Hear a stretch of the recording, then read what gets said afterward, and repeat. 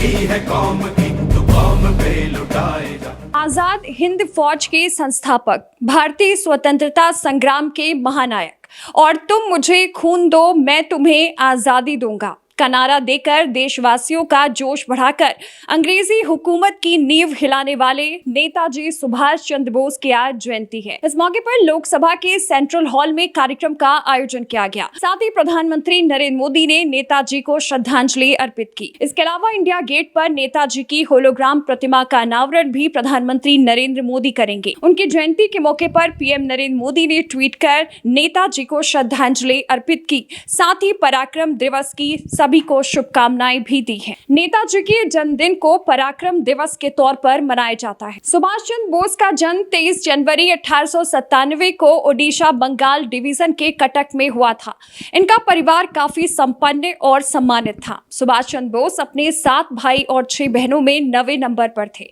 इनके पिता का नाम जानकी नाथ बोस और मां का नाम प्रभावती देवी था। उन्होंने अपनी शुरुआती शिक्षा कटक के रिवेशॉफ कॉलेजिएट स्कूल से पूरी की और उसके बाद कोलकाता के प्रेसिडेंसी कॉलेज से साल 1915 में उन्होंने इंटरमीडिएट की परीक्षा प्रथम श्रेणी में पास की।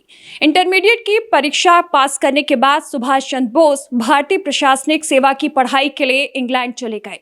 ये भारतीयों के लिए बड़ी उपलब्धि थी कि उन्होंने इस परीक्षा में 4था स्थान प्राप्त किया था। हालांकि उन्हें अंग्रेजों की गुलामी मंजूर नहीं थी, इसलिए भारतीय प्रशासनिक सेवा बीच में ही छोड़कर वे भारत आ गए।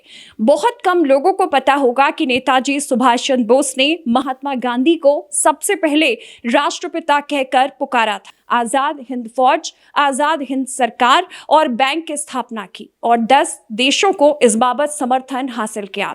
सुगत बोस के मुताबिक इससे पहले सुभाष चंद्र बोस को प्रेम और शादी के कई ऑफर भी मिले थे, लेकिन उन्होंने किसी में दिलचस्पी नहीं ली। लेकिन एमिली की खूबसूरती ने सुभाष पर मानो जादू सा कर दिया। उनकी लव लाइफ भी काफी दिलचस्प थी। सुभाष चंद्र बोस ने अपनी सेक्रेटरी एमिली से प्रेम विवाह किया था, जो कि ऑस्ट्रिया की रहने वाली थी। नेताजी सुभाष चंद्र बोस को हम सभी गर्मपंथी स्वतंत्रता सेनानी के तौर पर जानते हैं, लेकिन बहुत कम लोग जानते हैं कि वे बेहद नरम दिल इंसान थे और कंप्लीट फैमिली मैन थे।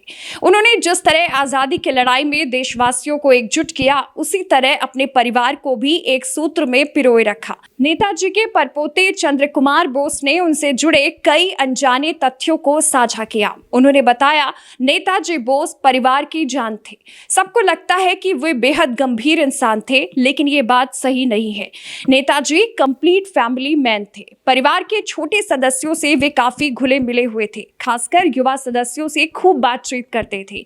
भारी व्यस्तता के बावजूद भी समय निकालकर बच्चों के साथ खेला करते थे। नेताजी स्वतंत्रता संग्राम के सिलसिले में जब भी बाहर जाते तो देश के किसी भी कोने में क्यों ना हो, परिवार के युवा सदस्यों को नियमित रूप से पत्र लिखते थे। पत्र के अंत में अपने हस्ताक्षर के साथ लिखते थे, सुभाष योर प्लेमेट। चंद्र कुमार बोस ने कहा, खान पान हमेशा से बोस परिवार की कमजोरी रही। हमारे परिवार के लोग ज्यादा खाना खा लेते थे। नेताजी इस मामले में बेहद अनुशासित थे। उन्होंने नियम बनाया था कि रात के भोजन में सब्जी, मांस, मछली के साथ सिर्फ 2 ही रोटी मिलेगी।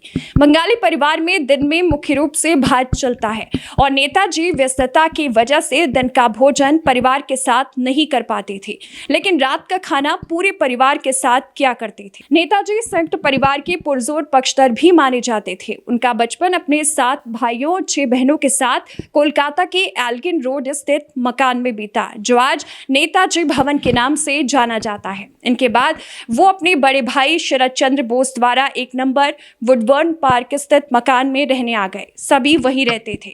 नेताजी हमेशा सभी के साथ रहने की बात करते थे, क्योंकि वे एकता की ताकत को अच्छी तरह समझते थे। इन दोनों मकानों को बोस परिवार की ओर से सरकार को संग्रहालय के लिए दे दिया गया है। चंद्र कुमार बोस ने कहा कि नेताजी के आध्यात्मिक पहलू से भी ज्यादातर लोग वाकिफ नहीं हैं। नेताजी स्वामी विवेकानंद का अनुसरण करते थे और उन्होंने आध्यात्म को अपनाया था। उनका मन जब भी विचलित होता था तो रात को अकेले दक्षिणेश्वर काली मंदिर चला जाया करते थे और वहां 3-4 घंटे योग साधना किया करते थे। 18 अगस्त 1945 के बाद से सुभाष चंद्र बोस का जीवन और मृत्यु आज तक अनसुलझा रहस्य बना हुआ हुआ है। 18 अगस्त 1945 को उनका जापानी विमान दुर्घटनाग्रस्त हो गया था, जो कि ओवरलोड था। ये दुर्घटना जापान अधिकृत फॉर्मोसा, जो कि वर्तमान में ताइवान में है, वहां पर हुई थी। इस हादसे में नेताजी बच गए थे या मारे गए, इस बारे में हालांकि आज तक कुछ भी स्पष्ट नहीं हो पाया है। नेताजी के ज्यादातर विमान दुर्घटना वाली थ्योरी को तथ्यहीन मानकर स्वीकार नहीं करते हैं। हादसे के बाद से ही सुभाष चंद्र बोस के निधन को लेकर तरह तरह की थ्योरी सामने आई और लंबे समय तक ये जारी रही।